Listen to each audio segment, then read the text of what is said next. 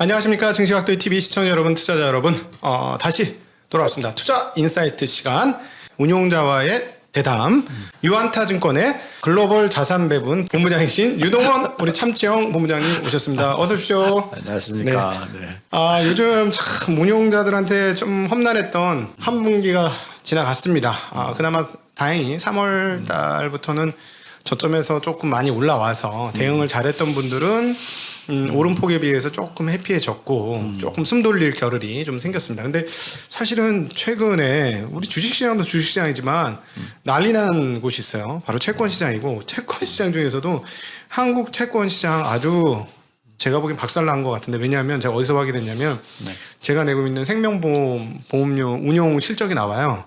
운용 실적이 그 우편으로 와서 이렇게 열어봤더니 변액 말하는 거예요? 네, 변액 유니버셜이었어요.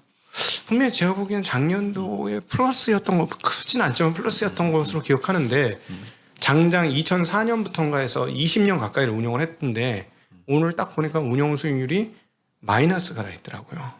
그러니까 20년 동안에 마이너스 수익률이라고요? 네, 마이너스. 저도 깜짝 놀랐고 내가 이걸 왜 했을까 하는 생각도 들고, 그 친구가 그때 아주 친한 친구였는데 안 들어줄 수가 없었는데 하면서 야, 이거 때문에 내가 사고라도 나야 되나 막 이런 생각도 들고 별별 생각이 다 들면서 야, 참 20년에 뭐 한 2배, 3배, 4배 보험이니까 뭐 그렇게는 못 벌더라도 이게 마이너스까지는 하면 안 되는데 하면서 생각을 해봤더니 역시나 채권 시장이 지금 뭉개졌다. 그리고 게다가 한국 시장은 완전히 뭉개졌다. 그게 이제 채권 70%거든요. 고정. 그걸 느꼈는데 채권 시장이 지금 정상일까요? 정상이 아닐까요? 뭐 이런 생각도 드는데 어떻게 보십니까? 채권 시장이 정상인 적이 있었어요? 지난 10년 동안에? 죄송합니다만. 네. 정확하게는 한 20년? 네. 이게 진짜 안타까운 얘기지만 제가 원래 모델링을 좋아하다 보니까 네. 우리가 이제 잔존가치 모델이라든지 뭐 DCF 모델들 주식할 때 모델링을 해서 만들고 이제 포트폴리오 구성하고 이런 걸 많이 했잖아요. 그래서 그걸 지난 10년 동안에 하면서 채권도 모델링이 어느 정도는 가능하거든요. 네. 그 모델링 할 수 있나요 이제? 못해요. 왜냐하면 경제 성장률 플러스 인플레이션이 원래 금리였거든. 옛날에는. 지금 뭐 예를 들자면 미국에서 한 3%, 4%, 5% 나오는 경제 성장률과 또 6% 나오는 인플레이션의 합산이 채권 수익률이다. 보통 옛날에 우리나라 그러니까 한국은행에서 그걸 많이 썼었죠. 채권이 많이 나오면서 그죠? 언제 그런 적이 있었어요? 요즘에는 뭐 항상 경제 성장률보다 더 낮은 금리였잖아. 네. 예, 이게 이제 제일 먼저 그걸 도입했다고 할까요? 뭐 일본이 그렇게 했죠. 네. 예. 그래서 경제 성장률이 낮아서 금리가 낮았다, 오케이 이해하지만 그래도 워낙 낮다 보니까 인플레이션도 안 되는 금리까지 다 내려온 거잖아요. 예, 그래서 그 모델링이 가능하지 않아지는 케이스가 되는 거죠. 예. 그래서 항상 얘기했던 게 뭐였냐면 채권 투자는 저는 굉장히 부담스럽다. 아니 뭐 2년 전이었나요? 예, 코로나19 터지고 바로 아무튼 그 전후였던 것 같은데 마이너스 금리의 국채 예, 총 규모가 18조 달러까지 간 거 아시죠? 미국에서? 전 세계적으로. 그러니까 유럽에서는 마이너스 금리였으니까. 네, 맞습니다. 그러니까 마이너스 금리의 채권이 18조 달러. 예, 미국 GDP 숫자예요. 그때만 하죠. 지붕 뚫고 간 거죠. 그러니까 그게 이해가 안 가는 거죠. 내가 돈을 빌렸는데 내가 돈을 빌렸으니까 감사합니다. 나 돈 준대 나한테. 그렇죠. 그런 시대였던 거죠. 나 돈 좀 빌려줄게, 돈 좀 줘. 이런 거잖아요. 그렇죠? 정확하게. 네. 예, 그러니까 뭐 아무튼 그게 이제 원금을 보장해주기 때문에 그만큼의 가치를 준다. 뭐 다 좋죠. 그렇지만 저희 같이 이 기업의 가치를 생각을 하고 뭔가 모든 자산에는 가치가 있다라고 하고 숫자화 시킬 수 있다고 생각하는 사람의 입장에서는 이건 말도 안 되는 거품이었던 거죠. 그렇지. 채권 가격이 우리 IT 버블 같은 그런 빅 버블, 2008년도 부동산 버블과 같은 빅 버블이었다. 그렇죠. 그렇게 말씀하시는 거죠. 그래서 저희는 제가 이제 저도 운영을 시작한 지는 제법 됐지만 제 이름을 달고 시작한 거는 2019년 9월이거든요. 이제 회사 옮겨오면서 유안타에서 이제 그때부터 보면 처음에는 저희가 가장 보수적인 상품 같은 경우엔 채권 비중을 50% 들고 갔어요. 네. 예. 왜냐하면 그때 금리가 3%가 넘었어. 네. 미국 10년 국채 금리가. 네. 그러면 저의 생각에서는 인플레이션 플러스 경제 성장률 했었을 때 뭐 나쁜 가격이 아니었단 말이죠. 네. 그러니까 이제 50% 정도를 들고 갔지만 이게 금리가 0.5%까지 내려갔었잖아요. 10년 국채 금리가 미국에. 그래서 그때는 한 3%에서 3.2% 사이였으니까 50% 들고 가는 게 괜찮았지만 어쨌든 코로나19 터지면서 금리 막 내리고 하면서 확 떨어져서 채권 금리가 10년 국채 금리가 0.5%까지 떨어졌단 말이죠. 거기선 제가 아무리 생각해도 채권을 들고 있을 수가 없는 거예요. 그리고 그때만 하더라도 배당형 주식 상품들의 일드가 막 5%, 4% 넘게 나오고 막 이런 케이스였거든요. 그때 주가가 네. 낮았으니까. 네. 그래서 저희가 그냥 채권 다 던지고 네. 그냥 저변동성 주식 차라리 배당형 배당주 뭐 이런 식으로 절반을 실었단 말이죠. 네.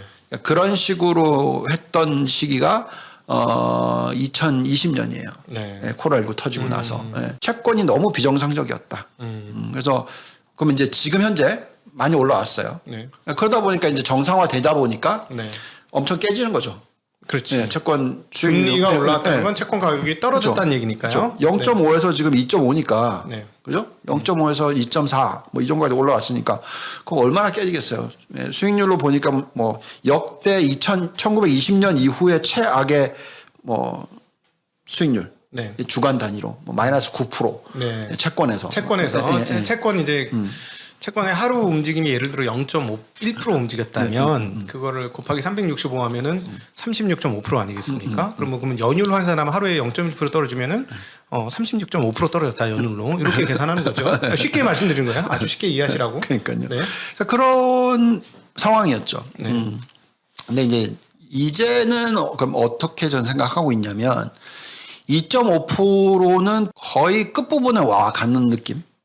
즉 미국의 10년 국채 금리가 저는 이번에 3% 이상까지 올라가지는 못할 거라 생각해요. 길게 보더라도. 네. 예. 지금 보면 벌써 10년 국채 금리가 2.6 그쪽까지 근처 2.5대까지 찍고 지금 2.3대. 네. 2.3대니까. 3대 후반. 예. 다시 언젠가는 3%까지 갈 거라고 생각해요. 네. 그렇지만 그 3%를 막 뚫고 올라가는 시기가 쉽진 않을 거다. 왜냐하면 그만큼 지금 미국의 채권이 규모가 워낙 커졌기 때문에 네. 그 금리가 너무 올라가게 되면은 국가 부도는 아니지만 예, 재정 적자의 폭이 계속 늘어나는 게 네.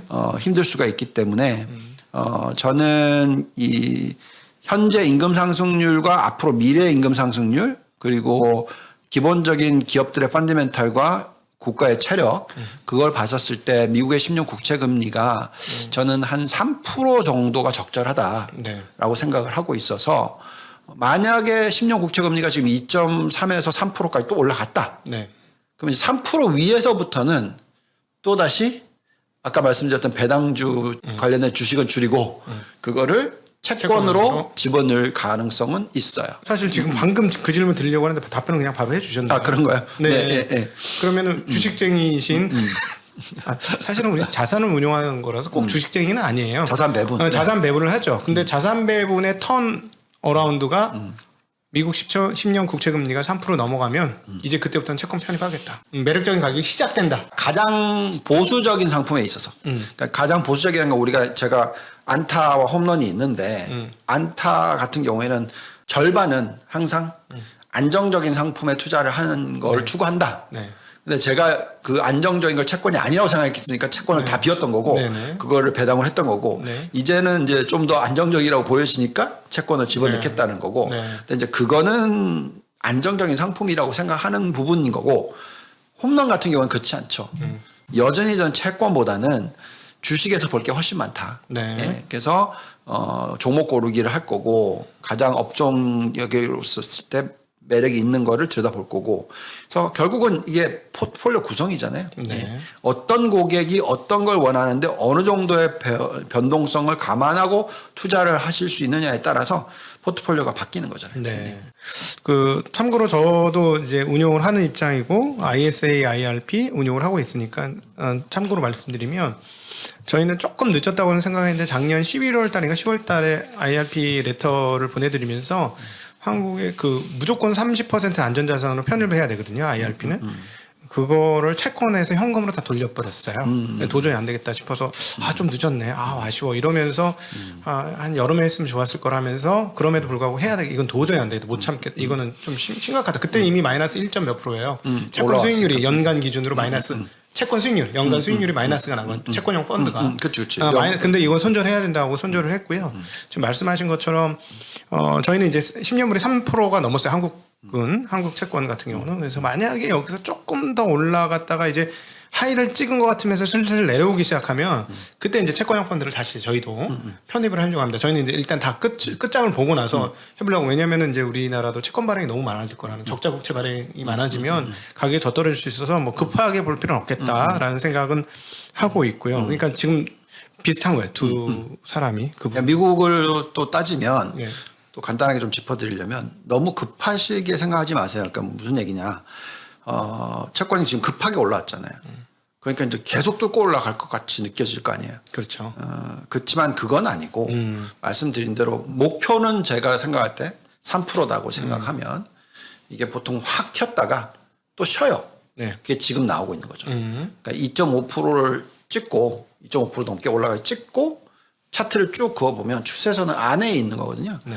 그래서 그 2.5%를 나중에는 궁극적으로 결국 돌파할 거라 생각해요. 왜냐하면 지금 시대가 변하고 있는 건 사실이니까. 그래서 앞으로 2.5%를 뚫고 올라가서 3%까지 올라가는 시기가 언젠간 나올 거예요. 네. 근데 지금은 2.5% 찍고 선 안에서 좀 쉬어줘야지.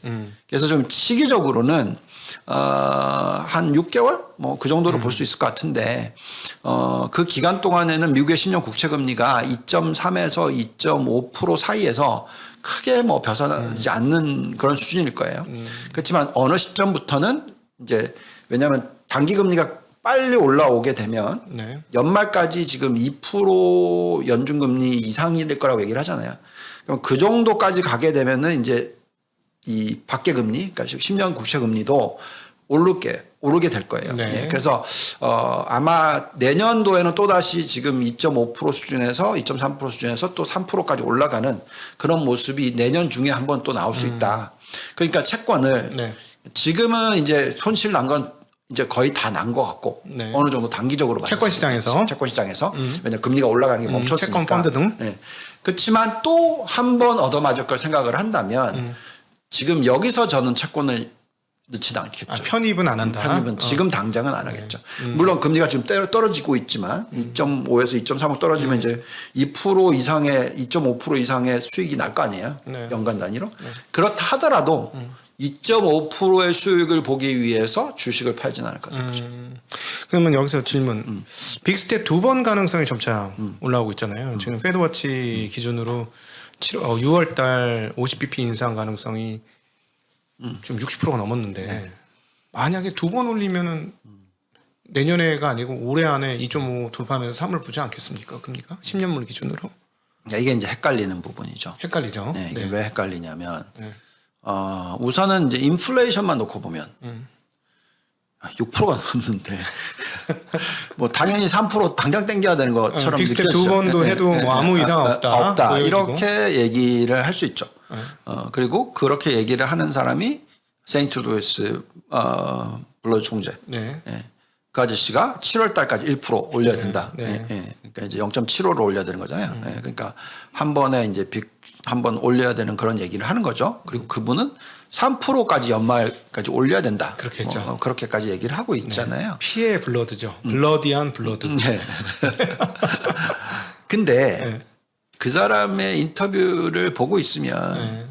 그거는 길게 생각하는 게 아니에요.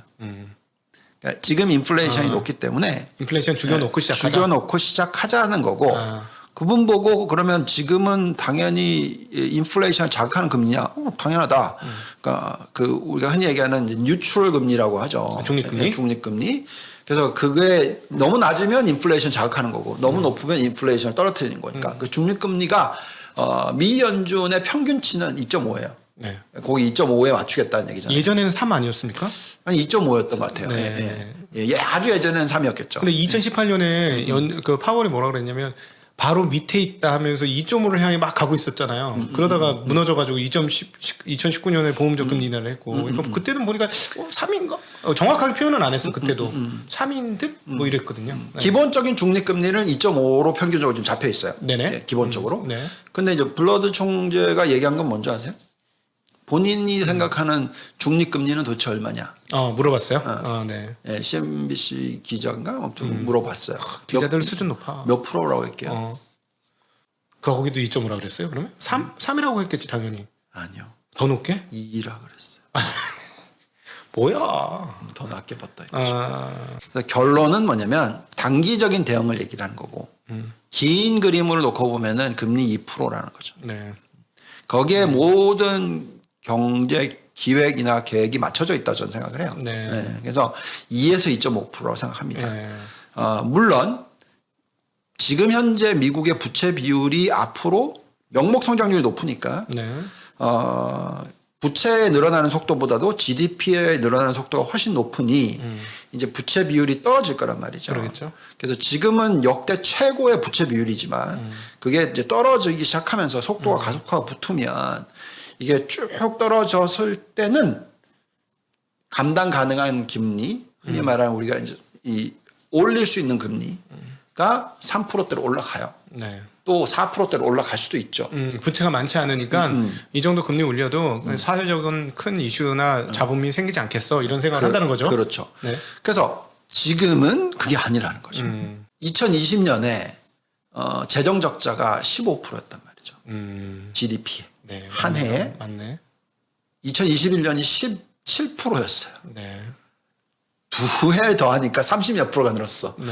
이거는 어떤 나라도 없었어요.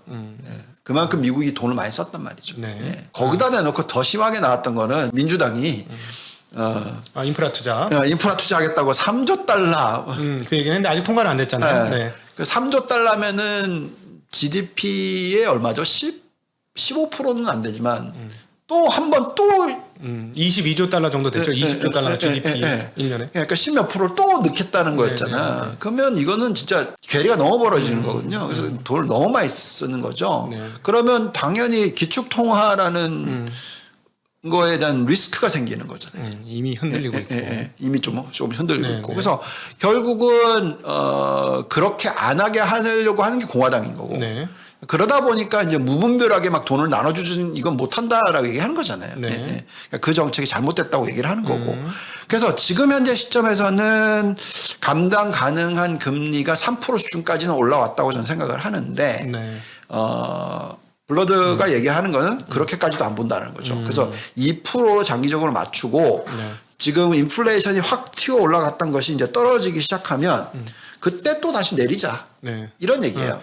블러드 총재가 하신 이 말씀 정리를 해보면 일단 인플레이션 기대 심리부터 일단 매겨놓고 죽여놓고 나서 그거 지금 계속 올라가면 좀 골치 아프니 일단 죽여놓고 그 다음에 우리 정상적인 수준을 봐서 과거 뭐 70년대처럼 이렇게 성장하면 높지 못할 테니 한 2% 수준을 중립금리로 다시 낮추면 된다. 일단은 죽여놔야 된다. 안 그러면 좀 심각할 수도 있다.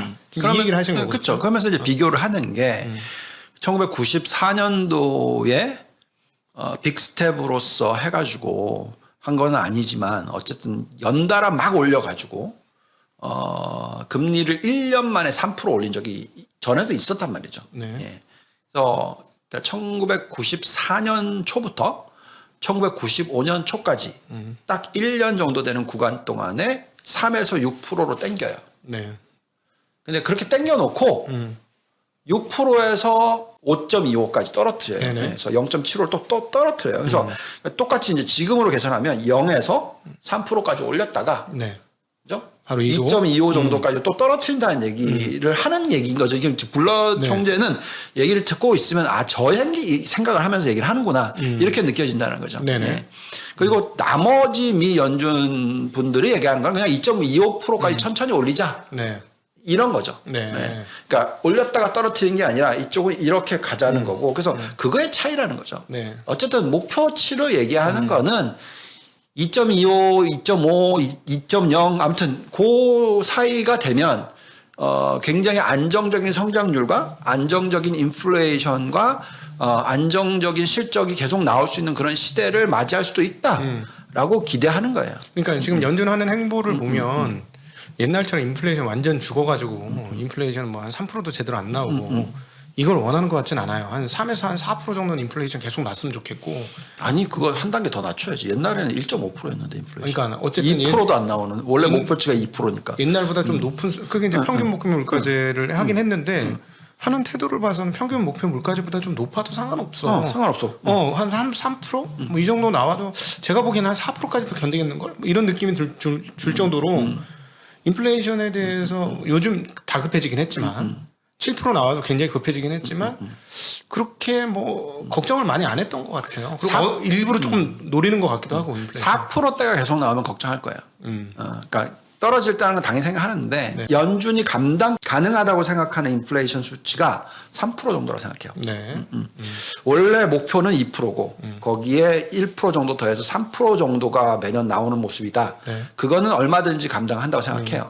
그래서 금리를 빨리 올리던 뭘 하든 간에 2.5%까지 올리고 나면 더 이상 안 올리고 좀 천천히 놔둘 거라고 생각하는 거죠. 네. 그러니까 그 3%, 2.5% 딱 그 수준인 거예요. 그때까지 가면 그때는 이제 이게 머니버링의 능력이죠.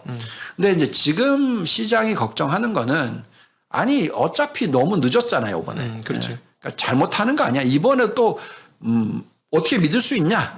그러니까 미 연준에 대한 신뢰도가 떨어져 있다는 거에 대한 걱정인 거죠. 네. 그래서 시장이 뭐 쟤네들은 뭐라고 하든 상관없어.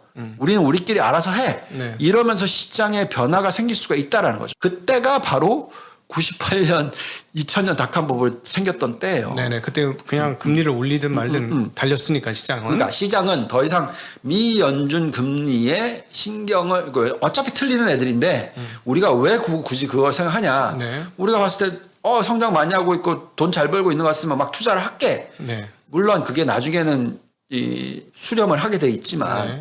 그래서 그런 어떤 비정상적인 행동이 일어날 수도 있다라는 거죠. 그래서 그런 부분에 대한 걱정을 하고 있기 때문에 우리는 어떤 포트폴리오를 구성을 하고 어떻게 대응을 해야 될지를 여러 가지 변수를 두고 지금 현재 시장을 들여다봐야 되는 거죠. 네. 예. 주식 얘기 들어가기 전에 한 번 더 채권 시장 얘기로 한번 돌아가서 한번 여쭤보도록 하겠습니다. 건들락도 그렇고 최근에 채권쟁이들이 이렇게 옆에서 보고 있으면 야 우리도 보유 편향 쩌는데 쟤는 더 쩐다.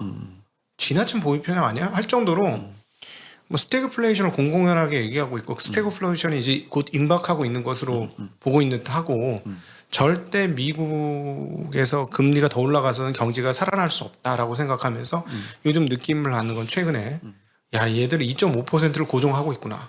2.5%에서 더 이상 올라간다는 건 있을 수 없다라고 생각하기 시작하는 것 같다 느낌에 그 채권 시장 애들이 그렇게 포지션을 한 것 같고 심지어는 채권 시장 애들은 자기네들의 힘으로라도 채권 시장에 유리한 환경을 만들기 위해 금융시장을 요동시킬 수도 있지 않을까 하는 생각마저 들어요. 요즘에 채권 시장 워낙 크고 그러니까 너무나 확신에 차서 이제 곧 경기 미국 죽는다. 금리 한번 더 올려봐라. 이제 미국 경기 끝난다는 식으로 다 계속 얘기하는데 그러니까 저는 그걸 동의할 수가 없죠. 그러니까 왜 그러냐면 채권 상품 자체가 지금 너무 고평가되어 있었기 때문에 네. 거기에 대한 어떤 리지스턴스라고 해야 되나? 거기를 벗어나기 싫어하는 그런 힘이 작용을 하고 있겠죠. 네.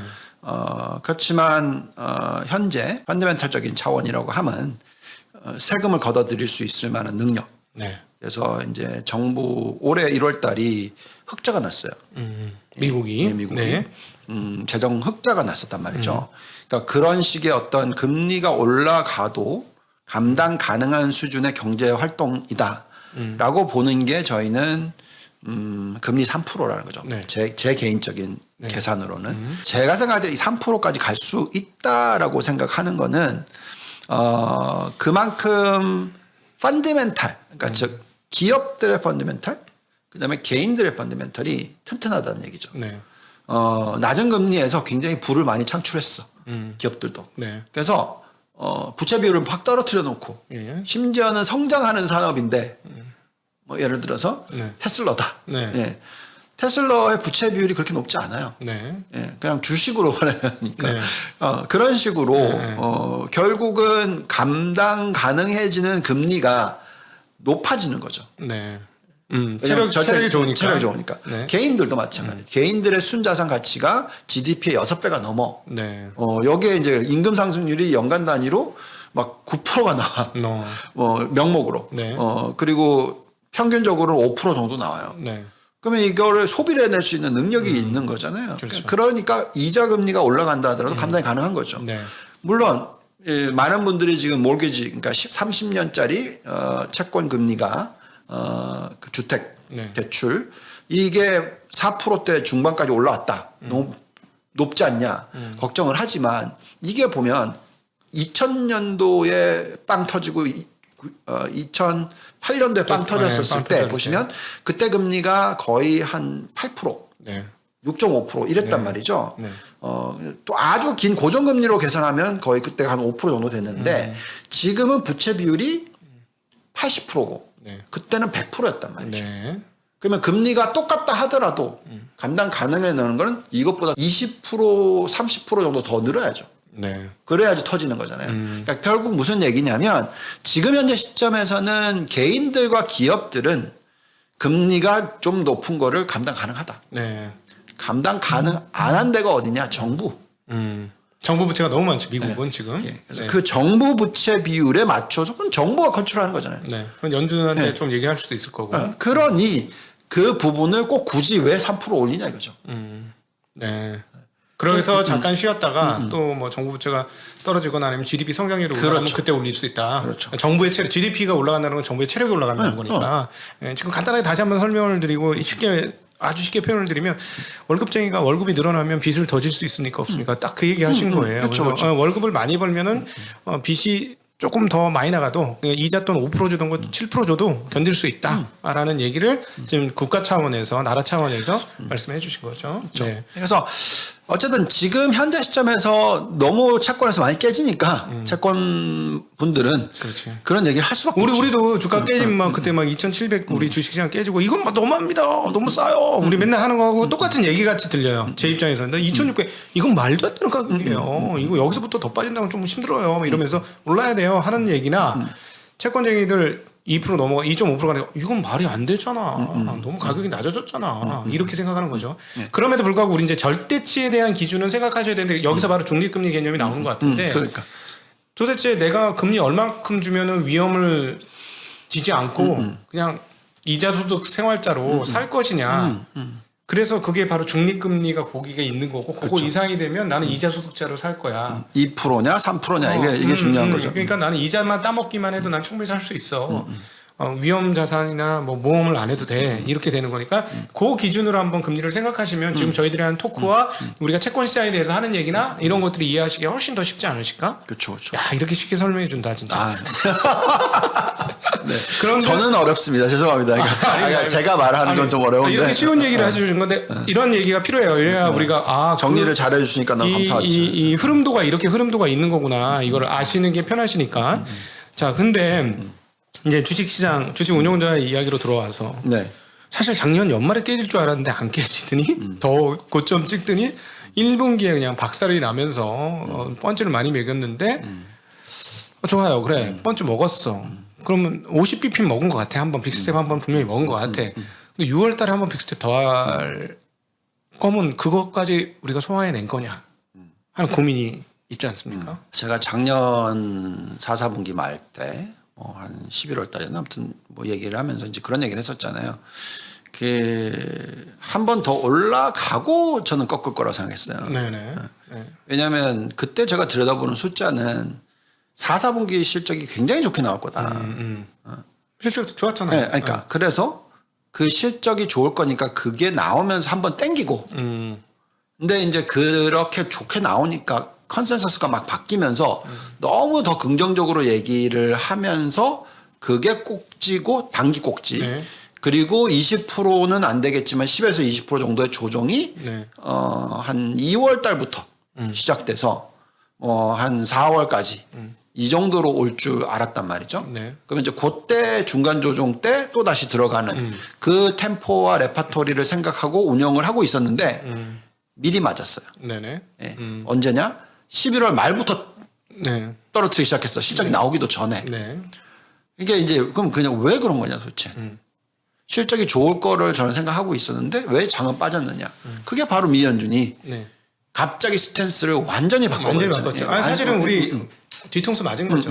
왜냐하면 그러니까, 연준 열심히 추적했고 연준 따라가는 게 제일 좋다 했는데 갑자기 연준 스탠스가 10월부터 이상해지더니만 미친 듯이 바뀐 거예요. 지금 그렇죠. 와서 보면 뭐 연간 뭐 4번 연간 1% 올릴까 말까 이런 분위기도 아니었어 사실 10월 전만 해도. 저는 그러니까 11월 딱 그때에 바뀐 거예요. 근데 네. 너무 급하게 바뀌었죠. 그렇죠. 지금. 그래서 그렇게 급하게 바뀌다 보니까 아무리 실적이 좋게 나왔지만 그 사이에 네. 그거 실적을 다 무시하고 빠뜨렸잖아요. 그렇죠. 예. 네.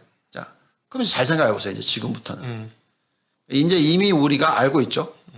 연말까지 어떻게 될 거고. 네. 그리고 블러드 총재가 가장 매파적으로 부르는데 3%, 2%요 사이로 얘기를 하고 있는 거고. 네. 그럼 대충 우리는 이 예측을 했잖아요.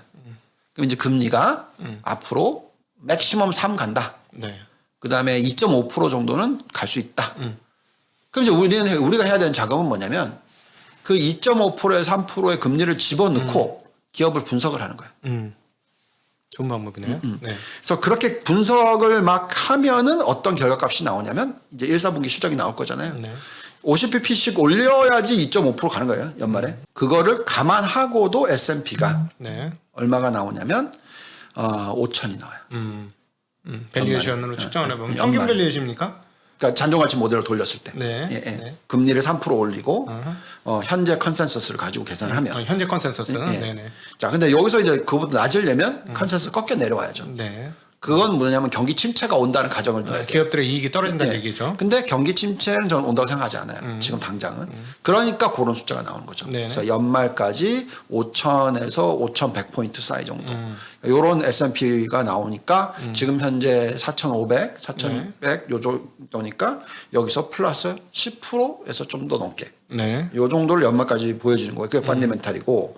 그렇다라는 것은 이번에 실적이 발표됐었을 때 뭐 빅베스가 일어나서 막 왕창 또 한번 떨어뜨린다. 아니겠죠. 이미 벌써 S&P는 15% 떨어뜨렸고 네. 나스닥은 22.6% 떨어뜨렸고 네. 거기서 이제 올라오고 있는데 올라오다가 더 떨어뜨리냐 그건 아니고 올라오고 있는데 조금 쉬겠죠. 네. 예. 그러고 실적이 나오면서 아 괜찮네 하고 또 당기는 거죠. 그런 식으로 가면서 올라가는 속도는 연간 환산으로 계산했었을 때 평균 S&P 개념으로는 15% 정도. 나스닥은 한 20% 정도. 더해지는 시장이 앞으로 최소 1년 반. 길게는 몰라요. 어느 정도까지 갈지. 최소는 1년 반. 네.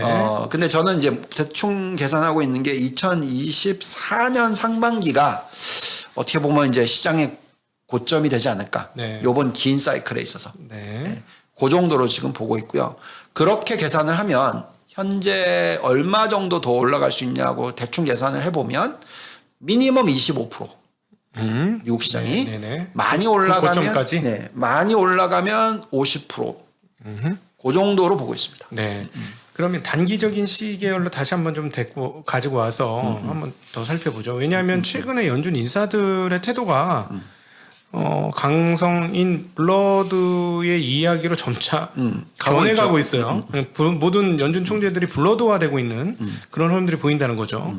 자, 그래서 그러면 금리 인상보다 사실은 저는 이게 좀 더 무섭지 않을까 하는 생각이 드는데 QT 양적 긴축을 5월 달부터 하는 게 거의 확실하지 않겠느냐 지금 상황인데 사실은 장단기 금리 우리 주시하고 있어라고 연준이 얘기한 걸 봐서는 그리고 우리는 수를 갖고 있어라고 표현하는 걸로 봐서는 장기 채권을 상당히 많이 쏟아낼 것으로 추정이 되면서 양적 긴축이 생각보다 시게 나오는 거 아니냐 이런 느낌? 왜냐하면 인플레이션도 잡고 장단기 금리 차도 한번 유지를 시켜주고 그 두 마리 토끼를 다 잡으려면 어떤 식으로든지 장기 채권의 공급을 확 늘려가지고 갖고 있는 거 얼마나 갖고 있는지 모르겠으나 늘려서 시장을 인위적으로 좀 조절하려고 하지 않겠느냐. 그러면 만약에 그렇다면 그 충격파는 아직 우리가 시장에서 소화를 안 해놓은 거 아니냐. 일부 아주 조금밖에 소화하지 않았을. 근데 사실은 이번에 떨어질 때 QT 얘기가 나오면서 떨어지긴 했거든요. 금리 2번 올리는 금리 뭐 4번 6번 올리는 거에서는 사실 시장이 별반 안 움직였잖아요 작년 연말에. 근데 QT 얘기 나오면서부터 시장이 바바바박 작살이 났는데 그래서 그걸 녹였다고 봐야 되느냐 아니면 안 녹였냐? 그러면 녹였는데 QT 펀치가 세게 나오면 한 번 더 당하느냐? 하는 고민은 조금 있어요 지금. 그러니까 지금 이미 이제 판을 깔았죠. 그러니까 판을 깔았다라는 것은 경기 침체가 일어나기 전, 그러니까 코로나19가 터지기 전에 페드의 자산 규모, 총 자산 규모가 GDP의 약 한 20%였어요. 네. 그러니까 4.5조 달러 정도 뭐 이런 수준이었단 말이죠. 네. 그거를 이제 8조 달러 이상까지 늘렸고, 네. 근데 그 사이에 GDP가 굉장히 많이 성장했어요. 그러니까 작년만 하더라도 명목 GDP 성장률이 12%야. 미국이? 진짜로요? 11.8%야. 안 믿어지는데? 네. 엄청나게 늘었죠. 안 믿어지는데? 네. 맞아요. 어쨌든. 네, 엄청납니다. 네. 네. 그러니까 이제 그런 부분들을 감안하니까 그러면 이제 부채 비율이 떨어질 수 있는 그런 힘을 만들어내려고 하는 거잖아요. 네.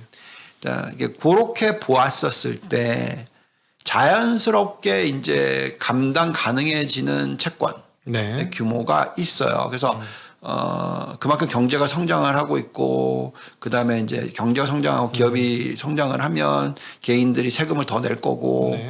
그래서 그러면 미국의 이 부채를 자연스럽게 꺼트릴 수 있는 방법도 생기는 거고 이런 게 쭉 나오는 거거든요. 네. 그래서 파웰 의장이 뭐라고 얘기했냐면 총 계산을 해보니까 3년 동안 네.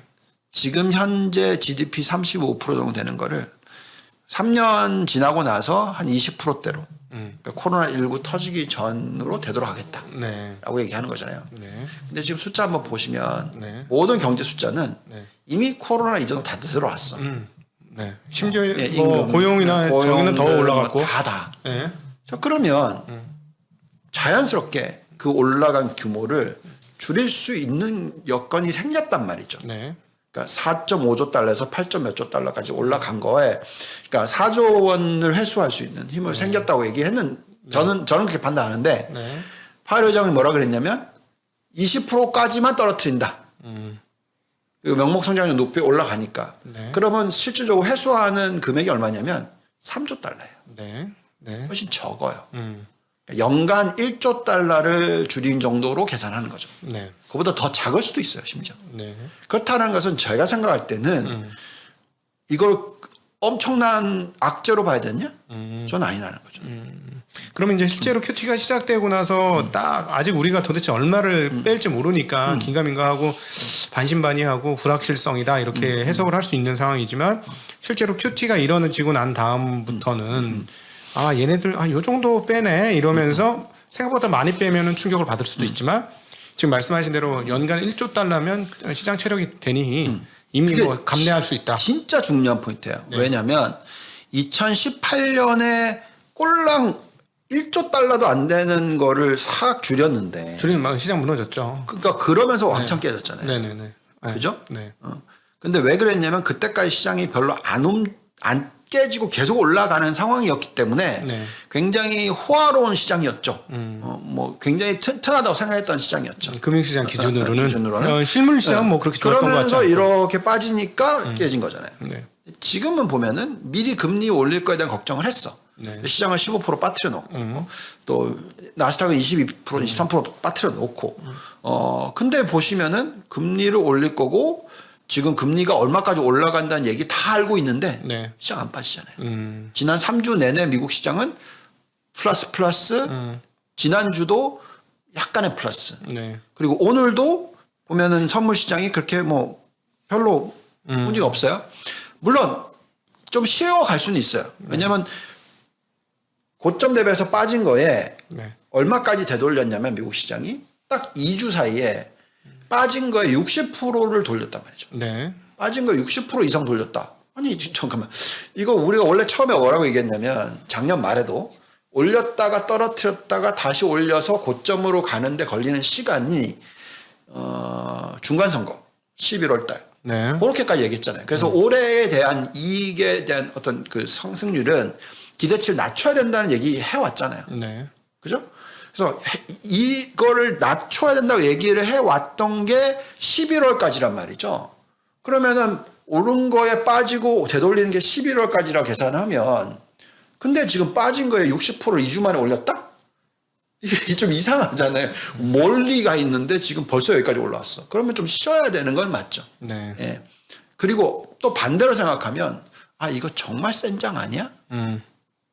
그러니까 헷갈리는 거죠. 근데 여기서 헷갈리면서 하지 말아야 될 행동은 파는 거죠. 잘못 팔면 안 된다. 왜냐하면 연말까지 11월까지 빠진 걸 다 되돌릴 수도 있고 더 세게 올라갈 수도 있고 네. 중간에 다른 국가들이 어떻게 나오느냐에 따라서 일시적인 어떤 거품이 또 나올 수도 있는 거고. 왜냐하면 제가 깜짝 놀랐던 게 이거예요. 일본에 갑자기 이 정책 얘기가 네. 어떻게 나왔는지 보셨죠? 소비가 안 좋다. 그러면서 돈 왕창 또 쓰겠다. 그러니 니케이가 제법 반등을 해. 환율 약화. 이 스토리 또 갖고 오잖아요. 이건 완전히 기본적인 양적 완화의 그거란 말이죠. 그렇죠. 일본에서 그렇게 나온다. 자, 이건 거품으로 갈 수 있는 가능성이 있죠. 중국 시장 오늘 또 떠요. 이제 양적 완화 또 해야 되는 네, 상황이죠. 그러면서 중국에서 이제 미국 그래 너 뭐 마음대로 해. 난 우리끼리 이제 알아서 할게 하면서 또 부양책을 쓰겠다는 얘기가 이제 나올 거야. 더 세게. 지금 보면 시장은 안 좋고 락다운돼 있다 그러면서 지금 상해가 1% 올라요. 예, A50은 뭐 더 올라요. 예. 그러니까 이런 모습이 나는 거죠. 그래서 결국 이런 시장이고 또 유럽이 지금 전쟁이 났는데 어떻게 할 방법이 없지. 네. 여기는 끌어야지 어떻게. 그러니까 독일이 방산비 쓰겠다. 그다음에 우리도 이제 에너지 관련된 투자 왕창 하겠다. GDP의 뭐 2, 3%는 껌값. 뭐 GDP의 한 5% 확확 쓸 것 같다는 느낌이 들잖아요. 독일만 하더라도 지금 방산비에 GDP의 2, 3% 쓰겠다는 얘기잖아요. 뭐 영국 그런 얘기 나오죠. 다 나오죠. 똑같이. 나 이제 미국 못 믿어. 뭐 이런 식인 거예요, 지금. 네. 그러니까 결국 무슨 얘기냐면 미국이 재정을 왕창 썼어요. 네. 유럽도 쓰고 중국도 쓰고 일본도 썼는데 그 사이즈가 미국에 비해서는 절반도 안 돼. 그 미국은 이제 지켜보는 거지. 나 많이 썼고 이제 체력 엄청나게 튼튼해 놨으니까 너네도 이제 써. 네. 근데 우리가 효과를 받을게. 그러면서 LNG 수출하고 뭐 별짓 다 할 거잖아요. 그러니까 미국은 먼저 써가지고 더 좋네. 이렇게 된 거죠. 네. 몸살았던 애들은 진짜 이제 써야 되네. 이렇게 되는 거죠. 네. 네, 그래서 그렇다 그러면 지금 현재 시점에서 빠질 거에 대한 걱정을 하면서 주식을 던지는 건 아니라는 거죠. 네. 네. 예. 긴축 얘기가 미국에서 나오고 있으니 그것만 보면서 판단하지 마시고 네. 전체적인 큰 그림을 놓고 봤었을 때 정말로 얼마나 빨리 긴축을 할 수 있을까? 글로벌 시장을 봤었을 때. 네. 제가 볼 때는 그거 쉽지 않다고 생각합니다. 네. 네.